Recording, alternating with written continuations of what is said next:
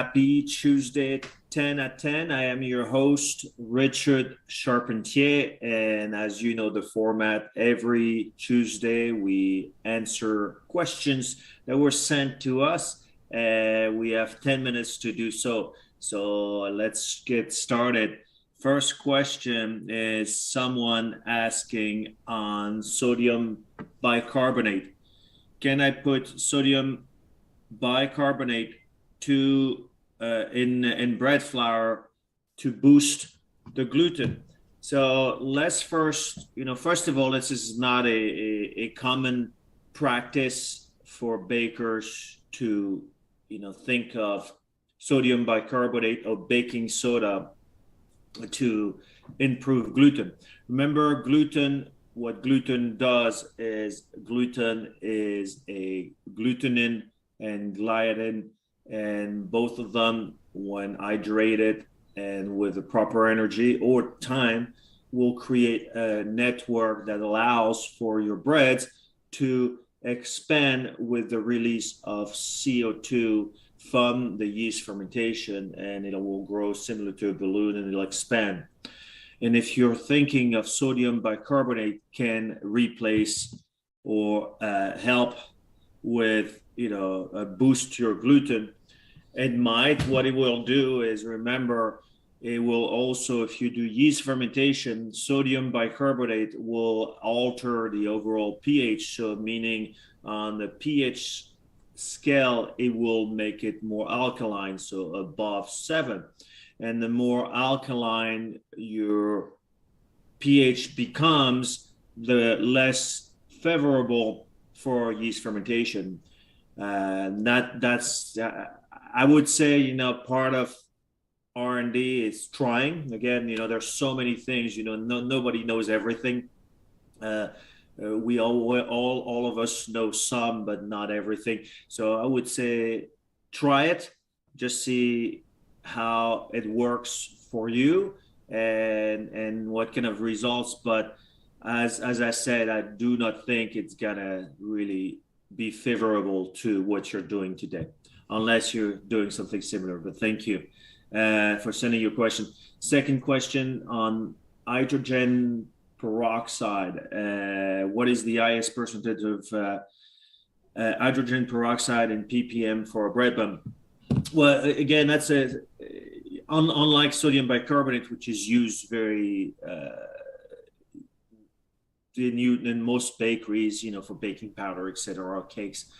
Hydrogen peroxide is not really. It can be used in foods, but it's not really an ingredient that's common in around bakeries.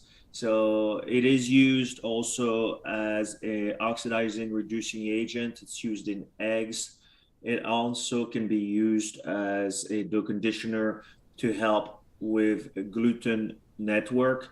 It has some abilities, but in terms of how much to put in breads and buns and what you're trying to do, I would guide you to go towards the Bakerpedia page. There is a information on specifically on hydrogen peroxide that will go through sort of the breakdown, how it was invented and where it's being used, and some, I guess, recommended usage level. So I would recommend you go and go look through that. But that's a great question. This is it with the questions, but I will add a question. I know today with the event, everybody talking about keto baking, I wanted to add the thinking behind for people trying to make keto products. And keto products are using lower carbohydrates and no sugar.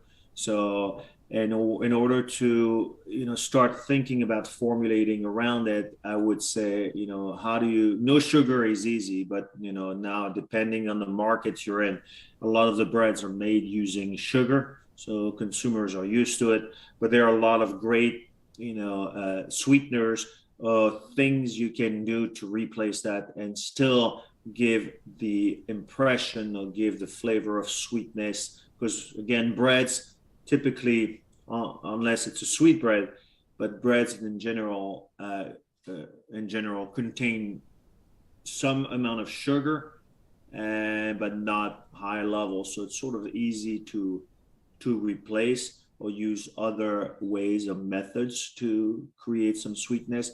And in terms of lowering the carbohydrates, you have although a low carb or zero carb, or it's all about finding the right resistant starch that you can use in place of the flour within your bread formulation.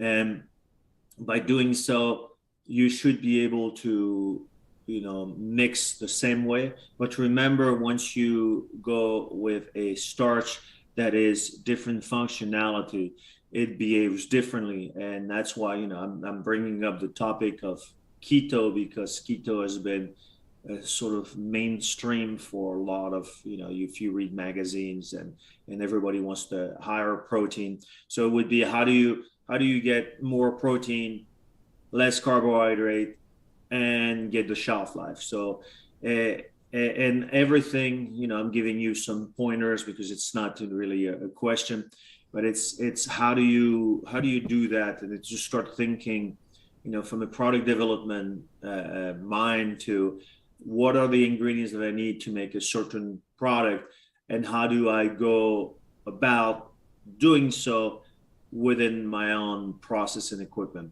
And of course, the most important, it's always shelf life of the products, because with all bakers and all bakeries around, making a product with a short shelf life is counterproductive, sort of, unless you have a small retail. But the goal is to have the make a product that has a long shelf life, and also will stay fresh for a longer time with the right packaging. And that's how you become profitable, because you create a product that is consistent with the right shelf life and the right ingredients. So, but I just wanted to add a little bit of that keto to get you thinking about the keto baking today. So on that note, so thank you very much for being part of Tuesday 10 at 10 and following Tuesday 10 at 10. And on that note, so thank you very much. I'll see you next week. Thank you.